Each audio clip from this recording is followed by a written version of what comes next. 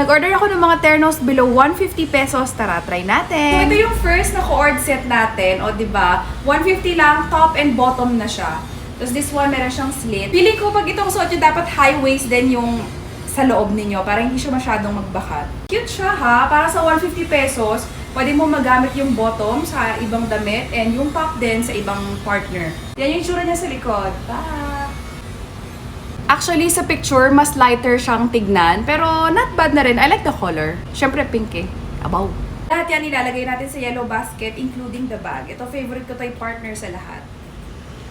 Next. Ito na yung pangalawa.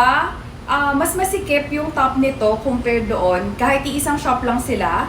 I don't know kung bakit, pero ayan siya. Nagpalit na rin pala ako ng panloob para walang line kapag sinukat natin. So, ayan. Okay naman, cute. Cute siya. And I think ito yung 150, tas the rest is 130. Mas mura yung iba. Napansin ko lang with flare pants, ang lakas niyang makatangkad. Tsaka parang yung curves mo talaga parang ganon. Yan. O diba? With the bag, ito siya. Itsura sa likod, ganyan. Cute. Next. Guys, ito yung pangatlo. Medyo manipis siya. So, since nga color white, tas medyo manipis, sobrang see-through niya. I guess kung white yung suot niya sa loob or beige, pwede na. Ang cute niya pa naman, sayang. Siguro kung bibili ako ulit, baka dapat darker color, not white, para hindi sobrang see-through. Picture, picture! Ito pala yung design kapag malapitan. So, cute naman din talaga sana. Nipis lang. Next.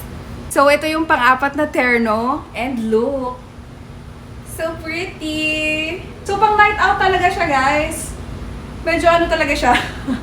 Medyo revealing. So, kung susuotin ko siya, baka dapat iba yung pambaba ko.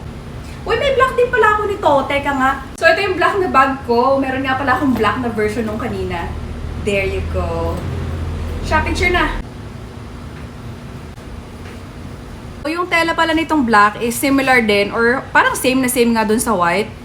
Tapos yan, except ang pinagkaiba niya, yung kanina parang halter yung style. Ito naman, di ko sure kung tawag pero parang bandana. Bandana top ba tawag doon? Basta yung parang triangle siya. Ayan, super cute. Ito palang suot ko ngayon, hindi siya terno. Pero nagandahan kasi ako sa color, parang Barbie. Parang itong bag ko. Barbie, di ba? Pero ang ikli, ano kasi ito eh, pag sinuot mo siya, para siyang tube, pero diretso na short sa baba. Ayun lang, sobrang ikli, para akong nakaano. Kaya, pero cute siya. Kung carry ninyo, ilalagay ko sa yellow basket, pero I'm too shy to show it. Wow, shy girl. Tsaka umaangat masyado, maikli talaga. Pero yan, cute siya. Siguro kung papatungan nyo to ng skirt or ng pants, pwede. Sige, try ko. Wait lang. Tatry ko na Daddy Christian! Ito kasi siya, ganyan siya kaikli. As in, diba? Subukan natin na may suot na pants. Sobrang ganda! Oh, diba? Ang ganda, B. Hindi ito terno, pero ano siya? Ano ba tawag dito? Overall? Hindi rin eh. Basta, parang tube dress. Hindi rin dress eh. Ano ba? Ano bang tamang term? Tube siya na isang suot, tapos short. What's the correct term? Ang ganda, B! Sobrang ganda! Hi, Kitty! Sobrang ganda! Anong mas bagay na bag? Pili kayo. The white one? Let's check.